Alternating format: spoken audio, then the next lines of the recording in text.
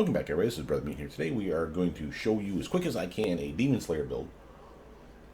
It's a DEX-based build. It's a Ranger subclass. This was for someone in particular. Apologies for not writing your name down. Been busy. Point is, you've been asking this for a while, and I wanted to give it to you. This also mirrors something I also wanted to put out anyway. So this is going to serve a dual purpose, pardon the pun, because we're going to dual weapon wield. This is another type of DEX-based build that I routinely employ. This is just one way of doing it. Rangers are a solid choice. We're going to walk through why and some of the feats that you're going to want to get. The reason that Rangers are awesome for it is because of this ability here called Combat Style Feat. They get multiple picks, as you can see here, here, here, here, and here, where you can pick one combat style early on, and that's your combat style from now on. Notice the combat style choices. You be an archer. Notice if I hover over it, it will even tell you the things that you're going to be able to pick at level 2, level 6, level 10, and on up. That's a laundry list. And more importantly, something to really point out here is you do not need to meet the prerequisites of those things so long as you're grabbing them down here. Okay, not up here. So if I grab Precise Shot as an archer at level 2, so archery, see how it says point blank shot, precise shot, rapid shot? I could grab precise shot without grabbing point blank shot. You may say, who gives a shit about that? I mean, I was going to grab point blank shot anyway. Yeah, I would normally grab it too. It's +1 to your swing and +1 to your damage within that range. But the feats are tight, and I don't need it, and I really wanted precise shot because it was necessary for other things. Here you go. Just saying, there's some interesting things here. And again, a lot of these things, not necessarily archery, but a lot of these things, let's go to our 2-weapon combat. This is us, what we give a fuck about. We get double slice, shield bash, 2-weapon fighting. We can pick improved 2-weapon fighting. We can pick greater 2-weapon fighting. Notice that that's a small list. That's 5 things. Notice there's 5 picks, and I did not grab all 5 of these things. Why? Because you're not a shield basher. I'm going to have you double slice. Sure, we'll grab that one. That's this one here that doesn't show up for the picture for whatever reason. But again, it's a solid choice. You do one. I grab 2-weapon fighting, improved 2-weapon fighting, and greater 2-weapon fighting. Those 4, in my estimation, are part of the core of this build. So that's these first 4 here, here, here, and here. This one here, notice again, I didn't pick the shield bash. Well, what did I pick? Well, at a certain level, I want to say level 10 on up, they will also give you a choice of a skill feat. So again, you have a choice of skill focus. There it is. So notice that I picked a skill focus here at 18. In this case, I grabbed skill focus perception. Again, you don't have to pick this one. You can pick shield bash if you really wanted to. You can pick a different skill focus and something like mobility maybe is something that matters to you. Maybe you want persuasion higher because you got a kingdom to rule. You know, whatever. I picked perception because fuck it. You know, I want to perceive things and shut up. It's mine. I want to do it. Point is, it's your choice. But why those? And why double slice is another fine example. So let's actually talk about what double slice does. I go to abilities here and I can show you double slice here. So if you ever, by the way, just to show you this is a clear and obvious glitch. It should be reported. I don't care. It's still there. I still have the feed. I'll show you how I can prove this to you. So it's working. Of all the things I could be bugging the devs about, I'm not going to bug them about something that I know is working fine. It's just the picture is missing for whatever fucking reason. It's a minor concern. Look at here at level 9 how I have slashing grace. This is part of the build as well. And then over here at level 11 I have improved critical for short sword. So again, both of these are tied to short sword. That's going to be important later. The point is, at level 9, level 11 I have 2 feats. Notice at level 10 I have a feat. I don't know what it is. Go to abilities, find slashing grace, find improved critical short sword, the one that's at level 9 and level 11, and notice, oh look, here's what's at level 10. See how I can prove to myself that it's there? So now that's how we do that. But notice what double slice does. It says, and this is misleading, so that's why we need to talk about this. It says your offhand weapon, this guy here, while dual wielding strikes with greater power. Normally, it uses half your strength modifier, or instead of your full strength modifier, like your main hand weapon. Your main hand is stronger than your offhand. It makes sense. With double slice, you've apparently trained yourself so that +1 can be used on both sides. Well, that's lame. But remember, while it says damage is based on strength, if we have anything that uses dex, and we do, I'll show you that to you in a minute, that literally translates for this feat as well. So it says strength, it really means whatever damage bonus you're getting, whether it's strength bonus or dex bonus. In our case, it will be dex. And again, +7 on this side. It would be +3 on that side, because 3.5, half strength, rounded down. That sucks. That's 4 points of damage per hit that I'm missing. And certainly we're going to get more dex-based gear. So you can see the appeal of wanting something like double slice now. I'm getting my damage back on this side. Now, there is ways to not need this. In that same vein, there's ways to not need this, slash and grace. So double slice and slash and grace do something that one thing solves all those problems. Well, two things can solve that problem. What are those two things? You can either A, get an agile weapon. I don't have one. But if it said agile in the description, an agile cold iron short sword plus whatever, that gives you the equivalent of slash and grace for that weapon you're wielding and double slice.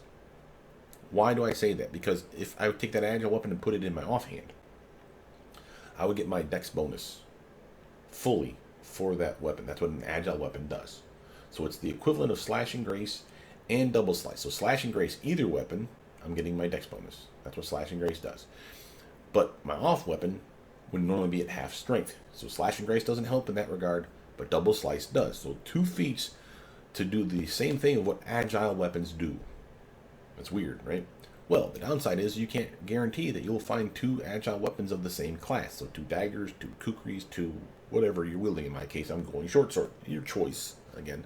But my recommendation to you is when you look at these weapons, look for that light category. And the reason that's important is because A, why am I using two of the same weapons? We'll talk about that. But also, why are they have to be light? They don't have to be light. The one in your offhand has to be. If you're going to do the same weapon, then of course the other one would have to be light as well. So two daggers, two kukri, two whatever. If you want to do rapier and dagger, rapier short sword, you could do that. Just make sure the light weapon is in your offhand. Why? Because of the nature of two-weapon fighting. Okay, so let's talk about this first, and then we'll go back and start talking about the other thing that could mimic an agile weapon or slashing or fencing grace and double slice. So two-weapon fighting. If you equip at the beginning of the game at level 1, you can put a weapon in each hand. You don't need two-weapon fighting to figure out that your other hand works. The problem is you're at a massive penalty. Your main attack weapon, the one in your main hand, is at a -6 penalty, and the other one, the offhand weapon, is at a -10, because you are apparently Mr. Fumbly Fidgets. So you get boned by doing two-weapon fighting without this feat. What does this feat do? It literally lowers the penalty a dramatic amount. -2 for the main hand, so instead of -6 penalty, it's -4.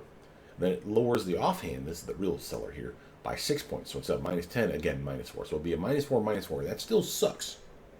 But keep reading. If your offhand weapon, that's this guy here, is a light weapon, penalties for both hands now go down even 2 more. So instead of being -4, -4, it's -2, -2. That is the traditional two-weapon fighting way. Okay?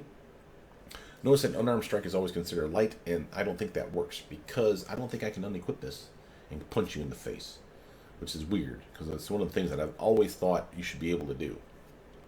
So why that's even added in here, I don't know. Maybe this actually does work now for like monks or something. That'd be fucking awesome because monks really get screwed by only getting to punch you with one hand. I always thought that was some bullshit. Give them two-weapon fighting, get them to punch, and I would fucking love a monk build. So that would be something worth testing. So that's new to me. Anyway, point is, light weapon in the offhand. And again, if you're going to mirror it, which means short sword, kukri, dagger, or whatever, make sure that it's a light weapon because that way the offhand weapon is always light, guaranteed. And then it doesn't matter that the main one's light, but again, it's the same weapon. Why do we care that it's the same weapon? Because you're going to get feats like weapon focus in a specific weapon. Wouldn't you want to have a better swing for both your main attack and your offhand attack? I know I would. How about damage? If I grab, it's not in here, but if I grab something like weapon specialization, like as a fighter, for example, that's +2 damage for that weapon of choice. Again, short sword, for example. +2 damage for all my short sword attacks here. Well, this is also a short sword, so again, +2 damage for all those. That's why I do 2 of the same. If I get greater weapon focus, if I get greater weapon specialization, you get the idea. Not only that, but I also have other feats that tie in with that, like improved critical. You have to pick a weapon.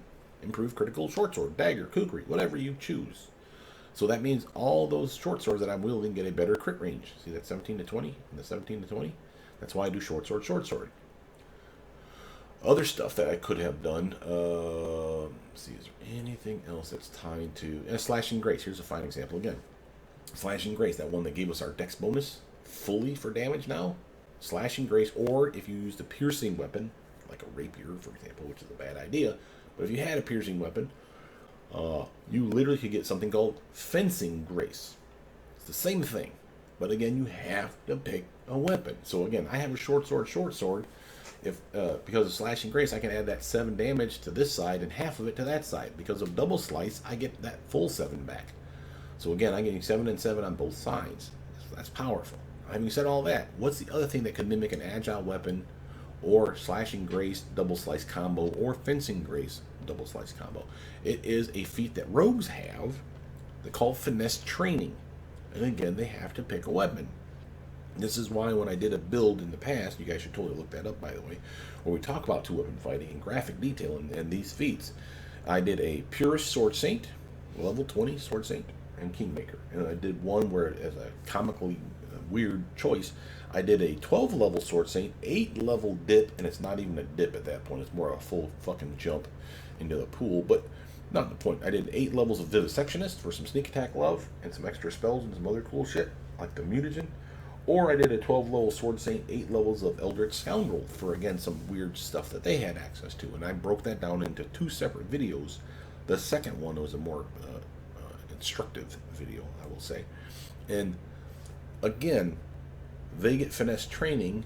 That means that build, very early, was extremely powerful. Because again, it was a dex-based build. It didn't have a +7 at the start. It had like a 19, so that'd be a +4. Very quickly up to a +5. And again, because it had finesse training very quickly, they were getting much more damage very early compared to the other 2 builds. And the fact that I didn't have to rely on agile weapons, I didn't have to take this feat, I didn't have to take double slice. That's 2 feats saved just because I went Eldritch Scoundrel for 8 levels. And I think I actually got that at like level 3 for the Eldritch Scoundrel. So again, it showed up very quickly. So again, very powerful. So the variety of ways of doing this build is my point. Having said that, what else is necessary in this build? Again, your weapon finessing. You know, yeah, I mentioned earlier that, go here, that these different combat styles that you pick from. And you have to pick one and marry it. So again, if you're going to go archery, you don't get to do archery and then menacing. You literally are going archery all the way. Or again, skill focus later. But the point is, you're going to get several that are going to be in this archery category. So know that. Same with menacing, same with weapon and shield. Again, this is a nice sword and board fighting style. Notice that it has 2-weapon fighting, has improved 2-weapon fighting, and greater 2-weapon fighting, and then some. What it's missing is the double slice. And I was getting it for free because I went 2-weapon combat. So that's the only real reason I cared about this versus weapon and shield. This is still a solid choice. And there's a real good build that I've done for someone in the past where I did, for Kingmaker, a solid weapon and shield combat style like this, because you can crush some shit with strength. Why? Because again, this doesn't require you meet the prerequisites. So if you do the 2-weapon fighting, improved 2-weapon fighting, and greater 2-weapon fighting, you need a dex of 15, 17, 19 to unlock them, or higher, obviously. And again, I had that. But if I wanted a strength-based build, I could still pick 2-weapon fighting, improved 2-weapon fighting, and greater 2-weapon fighting, and have a dex of 10.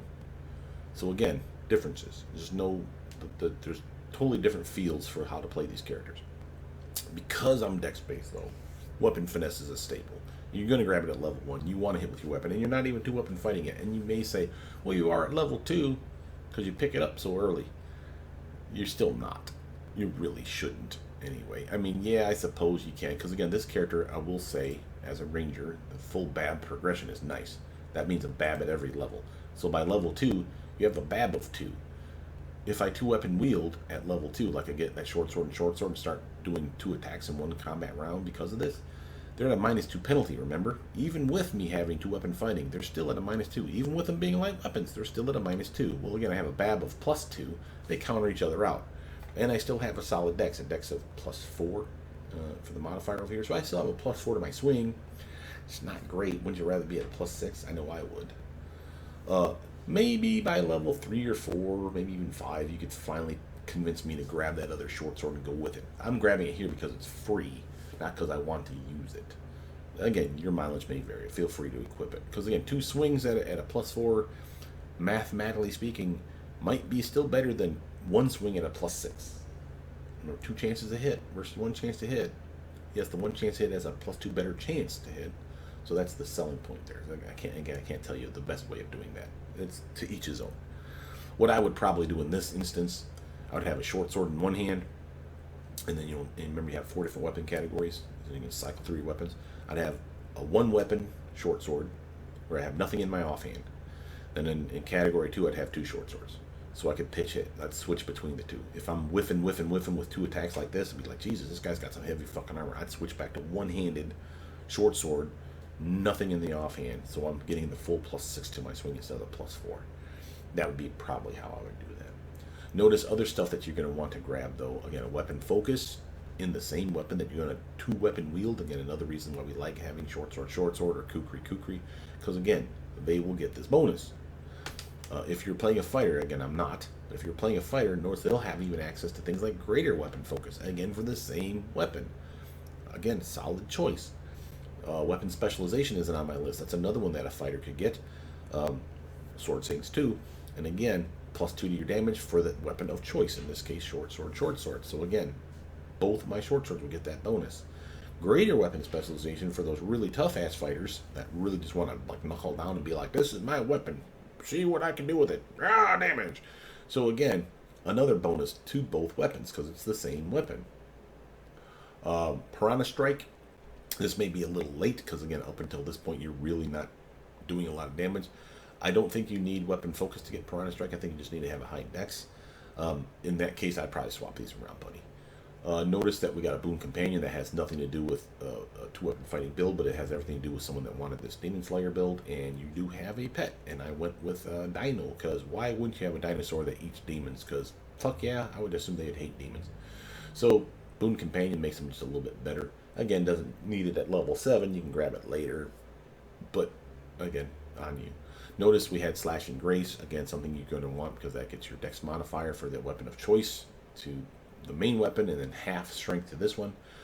But again, by this time we've already picked up, or the next level, we've already picked up the double slice, which again now gets us our full damage back on the offhand weapon, which really makes you powerful at that point.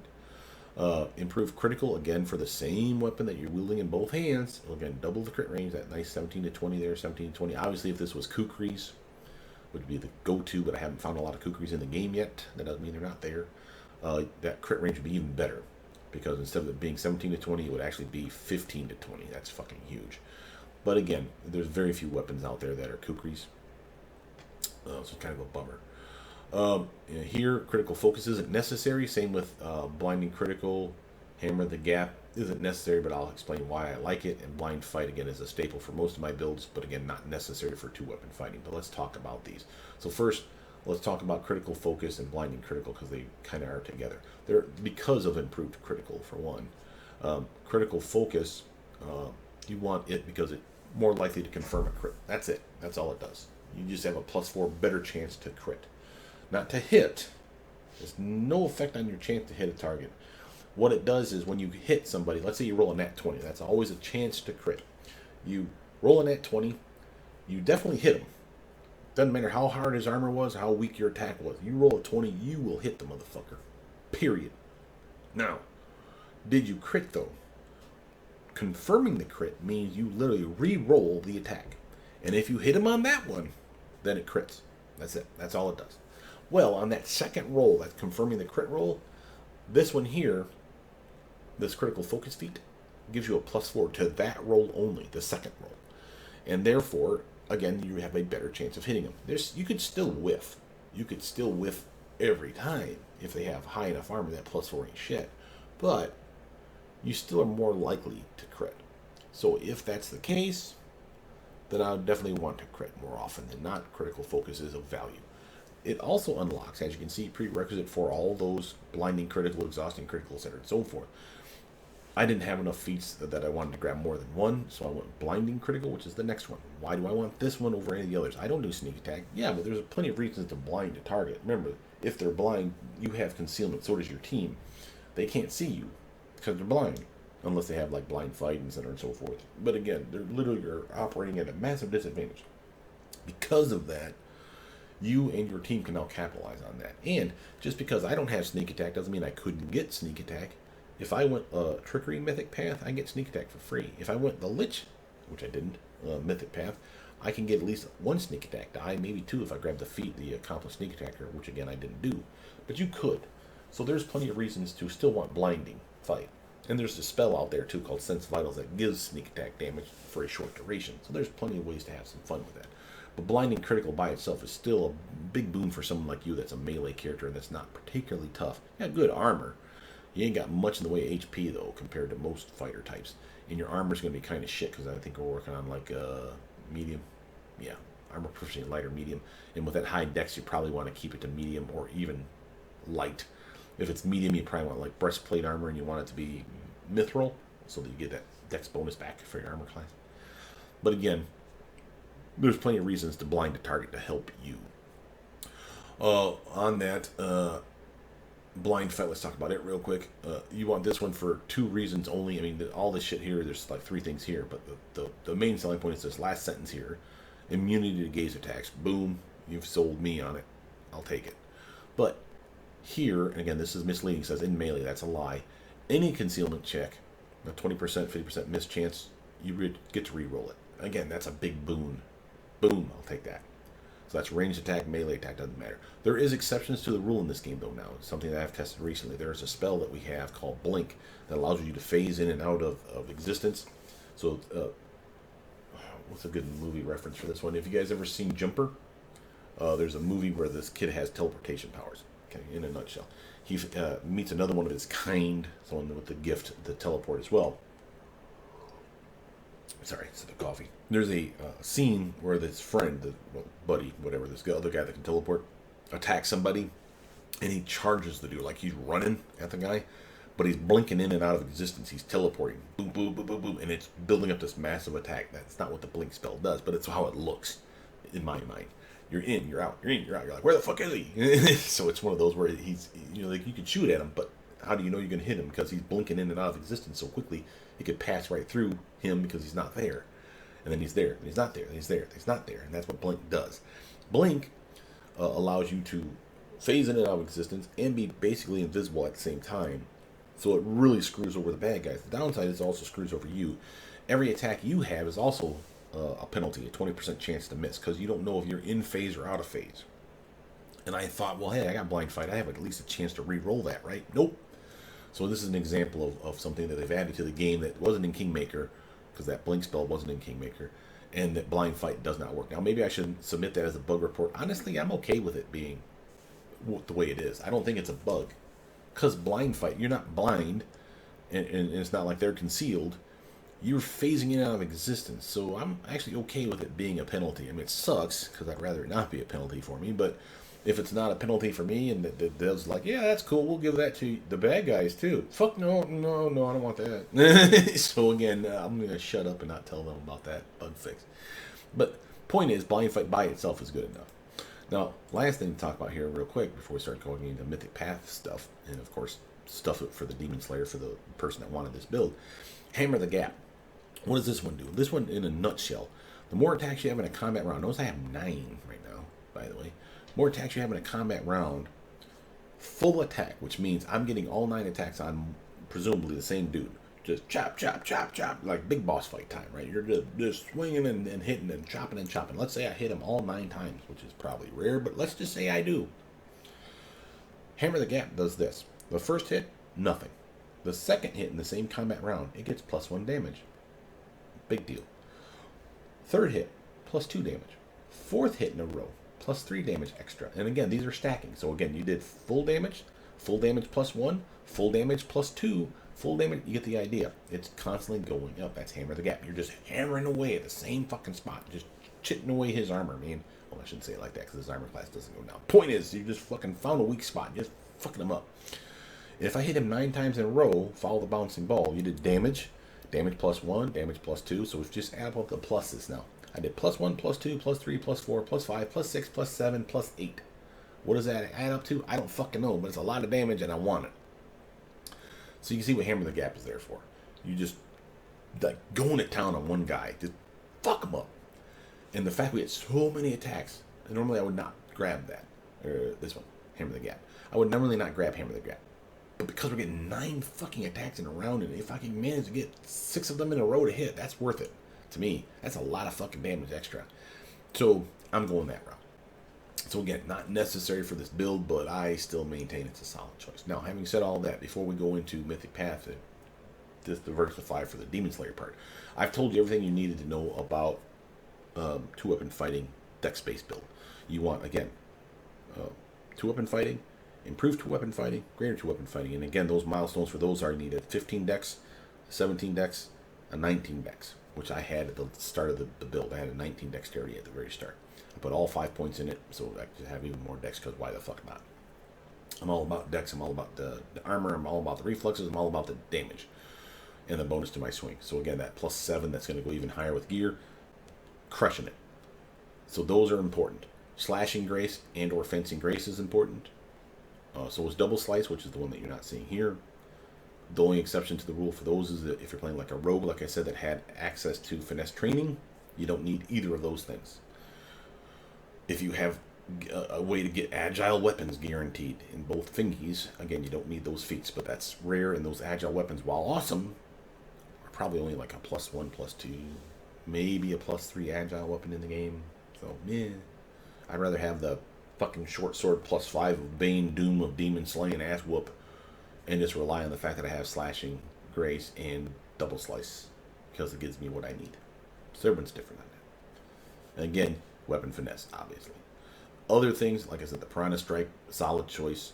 Other than that, you really don't need anything else. This other stuff is fluff, like weapon focus, the critical, improved critical, right here, the critical focus, the blinding critical, the hammer the gap, the blind fight, all that shit is extra fluff. But again, that's that build in a nutshell. For the Demonslayer guy, the one that wants this build, notice the couple other things we really talk about is, again, you are a ranger, a Demonslayer subclass. Notice that we have favorite enemy given to us, outsider. Like, you're really good at outsiders. Outsiders, for those of you that don't know, are like demons and devils. Basically anything that falls in those other planes of existence. I think even works on like angels and shit like that. But not that you should be stabbing angels, just saying. So they give that one to you. And you still get to pick some favorite enemies. We also have favorite terrain. So notice my favorite enemies down here. I just kind of like went all in on demons. I don't know if this is something that will stack. Or, again, I never tested this shit, but I saw demons of etc. and so forth 3 different times. The demons of strength, demons of slaughter, and demons of magic. And I'm like, fuck yes, I want to kill those. And then I like had one other thing left. I'm like, fuck it, undead suck.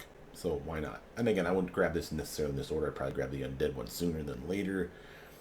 But again, let's talk about favorite enemies. For any ranger, there's a laundry list of things that you can pick. So you see we have a favorite enemy. You literally have a massive list to pick from. And a lot of people make a mistake when they do favorite enemy. Much like favorite terrain, we'll talk about that next. Favorite enemies, you get a bonus to your swing, bonus to your damage, etc. and so forth, like a bonus to your perception or some shit on them, I think, sometimes too. Point is, well, which should you pick? Well, I can't tell you the right answer because, again, no one really knows. But you better believe we're fighting demons in this game. So, again, demons, like the ones we're getting for the outsiders up here, is a solid choice. So, yay. But B, undead, again, you're going to find a lot of undead in these games. So, again, solid choice to me. Cool. Well, I hate fighting dragons. Dragons suck. And that one dragon, he was a dickhead to me. And if I got favorite enemy dragon, I could kick his ass a little faster. Sure you could. But how many dragons are you going to fight in this game? 3? Maybe 4? Probably 1. Again, it's going to be something you'll come across. But do you care? I mean, it makes one fight trivial. Right? And not even that. It's just slightly easier to kill him. You could put it for better use. Think of stuff that you're going to run into all the time. Undead is a fine example. You know, a common trope in these games is literally, let's just throw some undead at them. And that covers a long list of things. We're not just saying skeletons or zombies. No, we're saying skeletons, zombies, ghosts, specters, anything that's undead, typed as undead, boom. You have that bonus thanks to this little fucker way the hell back here. Now, again, I'd probably grab it sooner. What else, though, would fit in these categories? Well, I know I routinely fight animals, especially in the forest. I get jumped all the time by wolves, giant centipedes, gnat and flies, and shit like that. So animals are a solid choice. To me, anyway. What else might be a solid choice? You may say, well, you know, we fight a lot of dwarves and elves and humans. Cool. Which of those 3 do you fight more? Let's just fucking say it all together now. Humans. We know it. Humans are fucking boning monsters. I mean, they literally fuck anything and everything. That's why we have tieflings and asymers, and they're half orcs, so half elves besides. Those aren't humans. Humans are humans. So if you need to pick between that laundry list of elf, orc, half-orc, dwarf, halflings, gnomes, etc. and so forth, and humans, but can only pick one, what are you going to fight more often than not? It's humans. So pick humans. What else? The only other one that I will put out there is a possible, to me, well, there's two more that are possibles to me. Let's talk about the one that's probably the worst choice of the two, constructs. And the reason I say that is while you probably won't fight a lot of them, again, it's a lot like dragons. You won't fight a lot of them, but when you fight them, you will fight a decent number. You'll fight probably more constructs in Kingmaker than you would dragons in Kingmaker. But constructs have so much damage reduction and such assholes, especially early levels when you're not really ready to fight constructs, that they can hand you your ass very quickly. Having favorite enemy constructs goes a long way of trivializing those fights, and it's only because they're such armored assholes that it makes the cut to me, if you can fit it in, and that's a big if. The other one that is a solid choice, at least in Kingmaker, and I can't imagine that it'd be any different in this game. I haven't played the whole game, so again, I don't know. But a solid choice to me has always been giants. And you may say, well, why would that suddenly be better? Giants, unlike humans slash elves slash dwarves slash all those ones, remember, those are in their own separate category. Giants, however, is a broad mishmash of shit. Giants include, obviously, giants, so we're talking your hill giant, your fire giant, your flame giant, your frost giant, your storm giant, etc. and so forth. But it also includes things that you wouldn't think about as giants, like cyclopes or trolls fall under the giant type category. Fine example why in Kingmaker, a fucking giant slaying motherfucker does like own shit. That's Ekendio. You're fucking giant killing left and right. And again, if it's like an undead cyclops, that falls under two different subtypes. So if you have the bonus against undead, you have a bonus. If you had bonus against giants, you had a bonus. So again, solid reasons for picking giant. Honorable mention to me would go for things again like constructs, like I just said a moment ago, is kind of shit, but you could make it a strong case for it. Another one that you come across that you don't think about are magical beasts. Remember, there's animals, and then there's magical beasts. To give an example of how you could tell the difference without even knowing, look at it in the game. Like literally, you're fighting a monster. You look at it in the game, and you say, "That's a fucking goat, lion, snake, whatever. That's not an animal. That's a magic beast. It's a griffin, magic beast. Unicorn, magic beast." You get the, well, I think unicorn might actually count as fey. Not the fucking point. Point is, if it looks like an animal, but it's not quite right, it's probably a magical beast. Okay? And those guys are tough. They're fucking suck ass. Trust me on that shit. There's some really nasty ones to fight, manticores and etc. and so forth. So there's some really gnarly fucking magical beasts in the game. At least in Kingmaker, and I would assume the same is going to be applicable here. Why would they not import the same type of baddies in this game? Just because we're routinely fighting undead demons here doesn't mean that they're not going to fucking throw some of these jackasses at us. So again, magical beasts makes a solid case. There's another one, and I forget the name. I want to say it's aberrations. It's kind of like outsiders, how outsiders covered like demons and devils and angels and all kinds of weird shit. There's this one called aberrations, I think, and aberrations are like your eye tyrants, like your beholders and weird shit. It's definitely odd. Like you look at it, you're going, that's not a beast, that's not a magical beast, that's a something else, like from a different dimension of fuck uppery, and that's probably an aberration. Okay, and I think that's the category. So again, that's another one that kind of make a strong case for.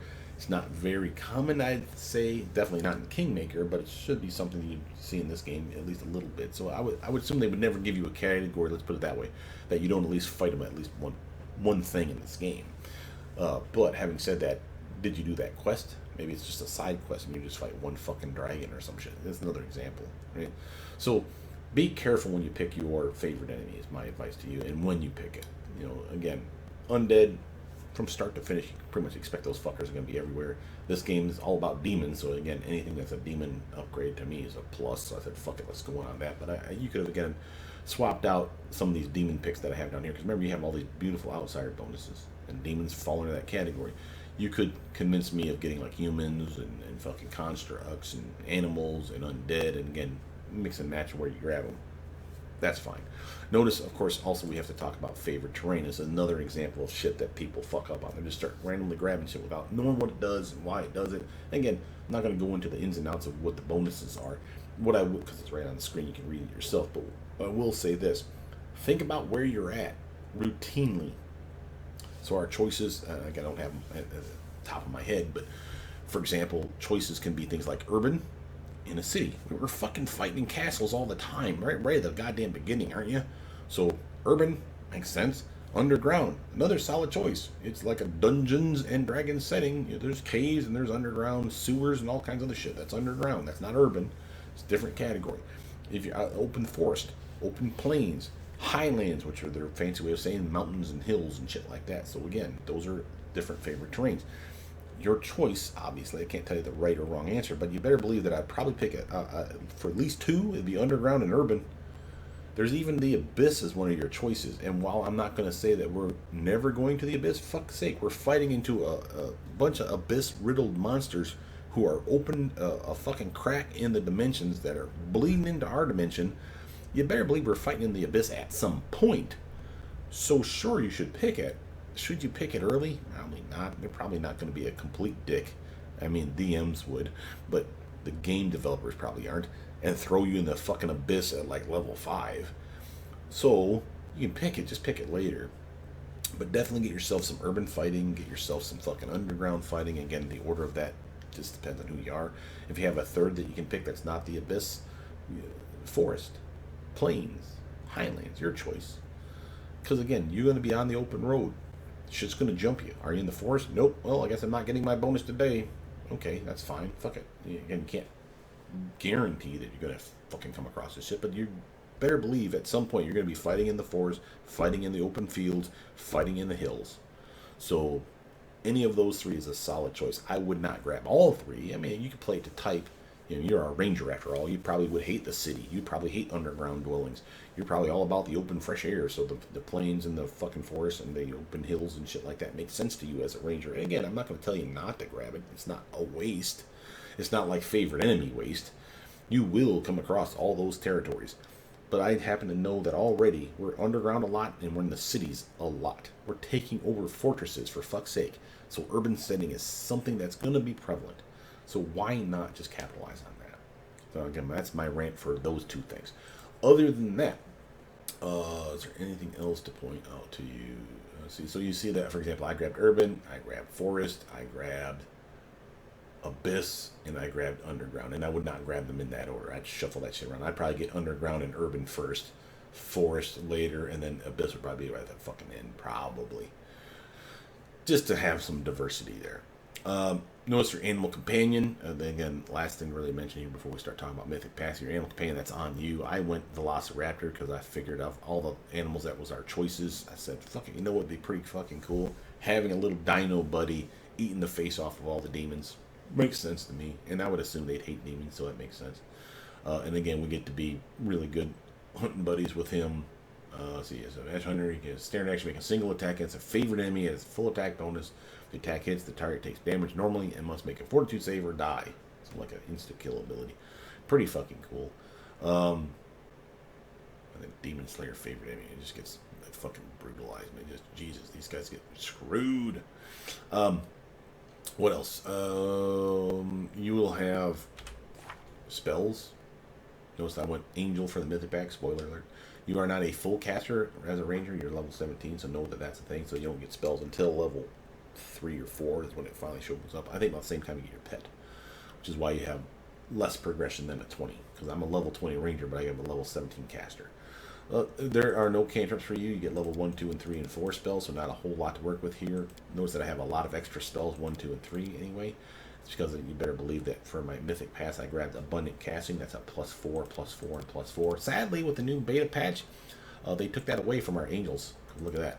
I'm going to get 4, 4, 4. So they realized their mistake. Damn it. I was going to have so much fun having just a shit ton of spells on my Sword Saint Angel Mythic Path playthrough. Whatever, it's fine. Point is, As far as spells are concerned, again, I can't tell you right or wrong answers here. There's a lot of good shit to talk about here, but Lead Blades is a solid upgrade for your damage, especially since we're wielding crappy weapons. So having them do more damage is certainly of appeal. So he knows that I've doubled down on that. I don't know, matter of fact, I never tested this to see if I can cast it on one weapon or the other. I assume it's only your main weapon. Well, it says all melee weapons you carry. Oh, fuck yeah, a one and done spell. Fucking both my short swords are awesome. That's a sweet choice. Acid Maw, that's for your buddy. Obviously, don't grab that. Same with Magic Fang. Don't grab that until you get them. Magic Fang, by the way, does work on any natural attack. It says slam, fist, bite, or any other natural weapon. So claws, gore, any of that shit works. So again, some fun to be had here for those people that want to play a Demon Mythic path where you get the horns for free. That's a free gore attack. This would be a bonus to your damage and swing for those weapons. Maybe you have Demon Claws. Maybe you transform into a demon that has claws and bites and a gore attack. Buff yourself up with Magic Fang, or obviously greater Magic Fang would be better, and just go to fucking town. +1 to +5 to your swing and your damage. You can see the appeal here. But you can also use it on your buddy, which is what you're supposed to use it for. Plenty of buff spells that heal you or protect you and your buddy is a common thing. Heal spells as well, not that you care. Spells that buff you and your buddy, like Bark Skin. Here's your Sense Vials. Here's my Sneak Attack Love. You get Sense Vials for free. That's nice. You don't have true invisibility, I don't think, but you do get Chameleon Stride, which gives you extra stealth, bonuses to your physical stats, whether it's Cat's Grace, Bear's Endurance, or you don't get Bull Strength. Oh, okay. But again, con bonuses or dex bonuses are all about the dex, so it makes sense. And there's some other shit in here, like Animal Aspect or Aspect of the Bear, which is separate. It's kind of cool. You also see we have Aspect of the Wolf as another choice for us. Got some decent paralysis spells, but only for like animals, some spike growth, some ground-based effects that we can slap out there to hinder movement, some more protection spells and summoning spells, and other ways to like capitalize on some shit. You definitely want to get, once you get the ability to do instant enemy, literally you gotta grab that. Like it says, you literally mark a target as your favorite enemy. So if you don't have that as a favorite enemy, this is another reason that I don't worry about dragons, for example, because I have instant enemy. I can make him a favorite enemy. Literally says, like, with a description of the spell, let me just read it to you. With this spell, you designate the target as your favorite enemy for the remainder of the duration. For the duration of the spell, you treat the target as if it were a favorite enemy for all purposes. So that means if it wasn't a favorite enemy, it is now. You see the appeal. And this is something that you will just routinely see rangers in general, just like, I'm grabbing all favorite enemy spells, or instant enemy spells. Because, fuck them. Be like, because it's a one and done spell. You literally just like, boom, that's my guy. This fight, that's my guy. Instant enemy, that's my guy. And just fuck shit up. There's some other fun shit to have here. So your Communal Delay Poison, again, decent long buff for you and your team. Summonings, of course, Soothing Mud is a weird one, but again, the ability to heal ability damage is always of value. Greater Magic Fangs, the upgraded version for you or your pet. Obviously, only for you if you're using, again, those aforementioned natural attacks, which, by the way, include punching. So if you wanted to monk it up a little bit, get like improved unarmed strike and like punch people in the face, Greater Magic Fang works for that. But obviously for your pet, that's the kind of the goal here. You could cast this though on a teammate, for example, that transforms into a giant fucking dragon, and let them just fucking like claw, bite, the wing buffet, tail slap. That's like 6 attacks that they just got a +5 to for all of them. That's fucking money. Anyway, so there's a lot of good stuff in here, is my point. Life Blast is an honorable mention just because it's great for fucking over undead. Does positive energy damage to any undead creature, so again, only works on undead, but a solid fuck you for undead. Level 4, animal growth, like the end-all be-all of existence, like make your pet fucking a monster pet. Massive bonus to strength and con, size bonus besides extra HP, penalty to dex, but really good attacks at that point. And again, your Velociraptor turns into damn near a fucking T-Rex at that point. And stuff for you as well. Blessing of the Salamander, Aspect of the Wolf, Freedom of Movement. No one likes being paralyzed. Solid choices here. And of course, your better summon ally. So there's plenty of fun to be had here with this limited spell list. This is a subcaster beyond all subcasters in my opinion, but Rangers do have some fun. Notice angel spells, just to point out again, levels 1 through 9, even though we're not an angel, or a cleric type character. We don't get to merge spell books. We do get our own spell book for it. And again, you just like your ranger, you'll pick your spells. Not a lot, but this is where I would use my heal spells. We got some good spells here to buff me and my friends and my pet. So Bless, Divine Favor for myself, Aid's a good choice, Arrow of Law just to get a ranged attack off. And you get another delayed poison if you don't want to use them on your ranger side because maybe the ranger spells, there was something else you'd really rather have grabbed. Some other spells you didn't have as a ranger, like Lesser Restoration. You know, Restoration is probably in here as well. Got a lot of shield buffs, especially against Demon Kind. Again, thematically made sense for you, buddy. The one that wanted the Demonslayer build. It's a solid choice. Lots of good stuff in here.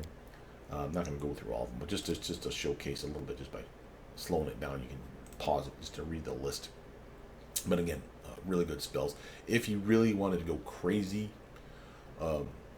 Murder Hobo Machine for a strength-based build. Again, I could redo this build for you. Again, as a strength-based build, still 2-weapon fighting motherfucker, man. And then go with a lawful good build where you can cast spells like Eagle Soul on yourself and watch you just massively buff your strength and attacks and just crush shit.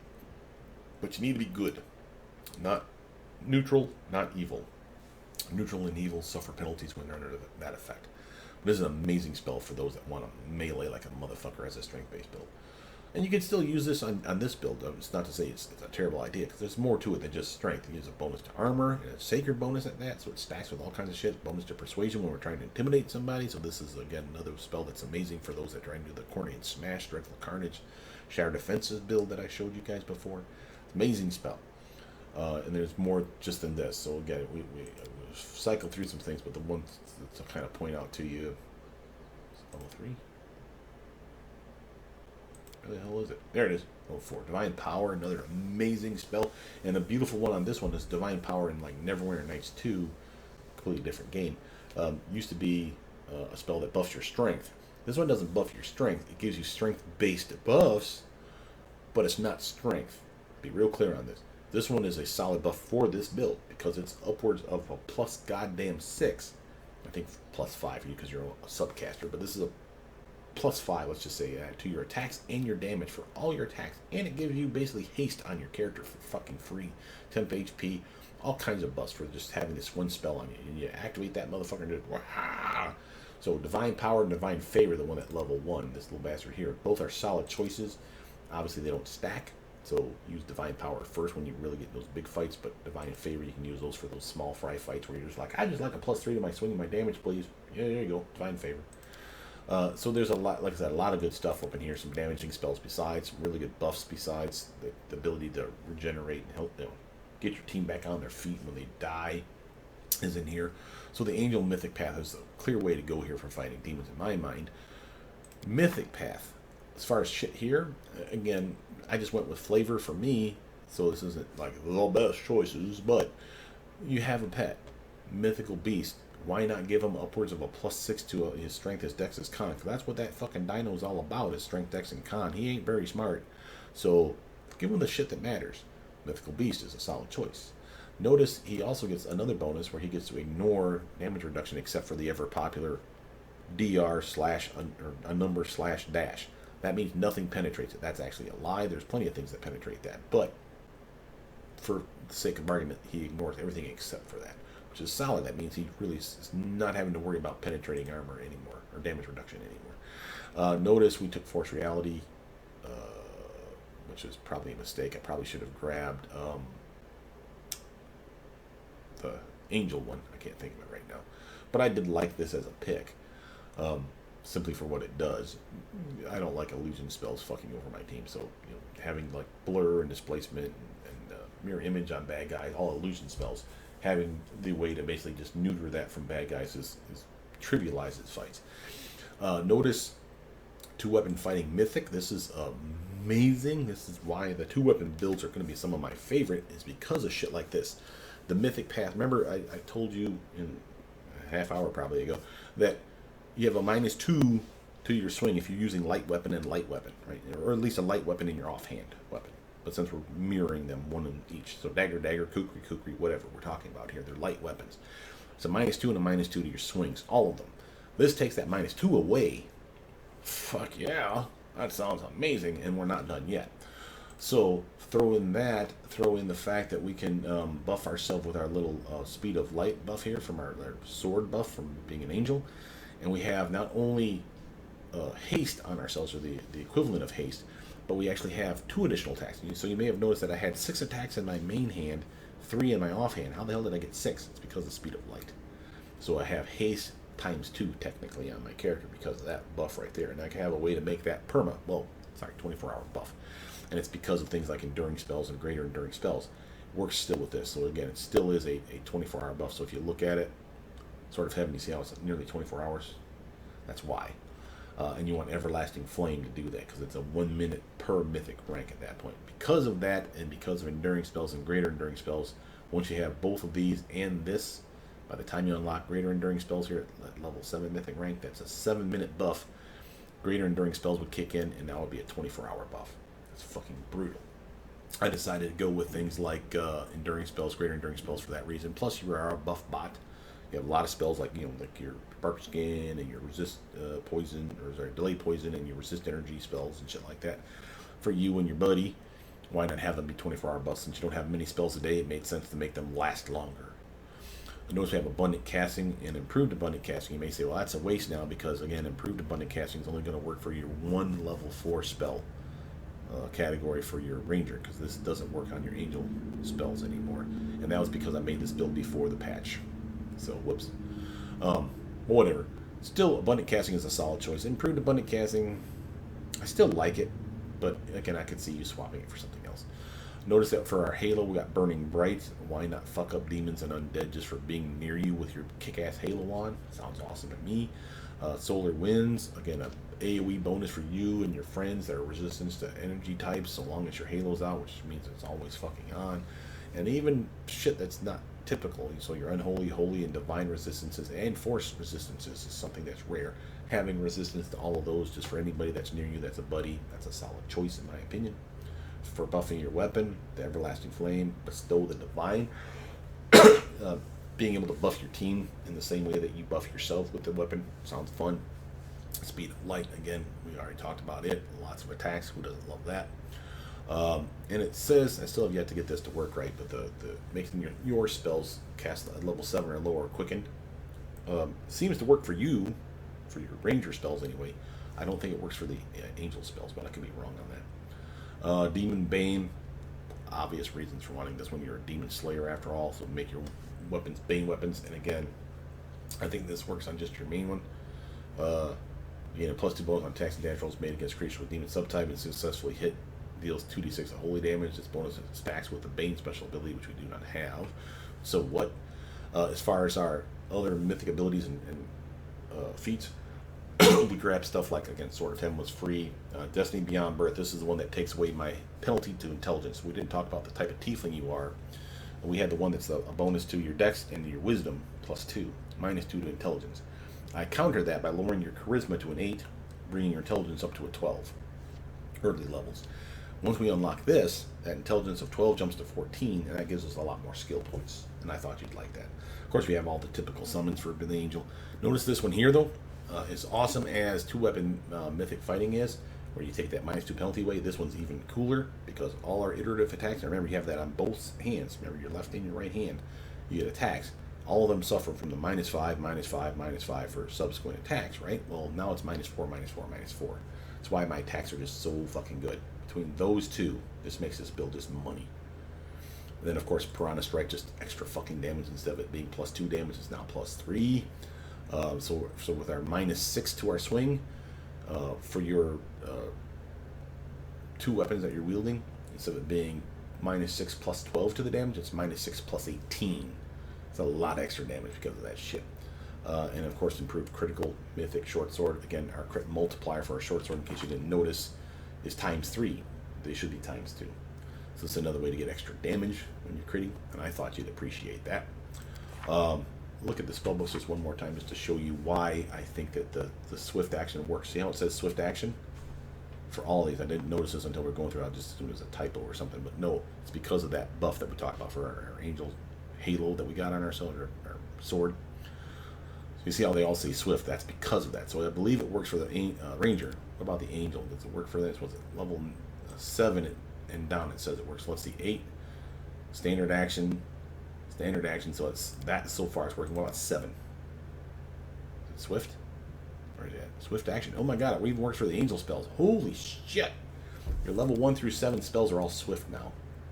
Yeah, give me some of that. And that's because of the speed of light. So yeah, you really become good at casting now. So again, I don't have to show you how to fight shit. But again, you and your pet are solid. As far as the pet's concerned, you can make him any fucking way you want. There's nothing about him that's outstandingly awesome. As far as feats, though, notice again, he is level 20, and it's because of our boon companion. Otherwise, we've been stuck at like 16. So we would have got this last upgrade. He's really good at bleeding strike. I made him an aggressor, because again, it made sense for the type that he was. Notice how he gets power attack for free. Weapon finesse was weird because he started off with dex, and that was a mistake, so don't do that. Alright, maybe I didn't have a choice. I think I had a choice. Don't grab weapon finesse. It would last you up until like level 2 or 3, and then after that it becomes his strength is better. And this is probably not the best way to split his stats. Notice that my strength and dex mirrored each other. That was kind of dumb. I started leaning into dex heavy early on without realizing that his strength was actually going to surpass it at some point, and I'm like, oh fuck. So I probably would take away from that dex bonuses and put it towards the strength bonuses to make him better. Or con. Extra fortitude, extra HP. But he's a tough little nugget.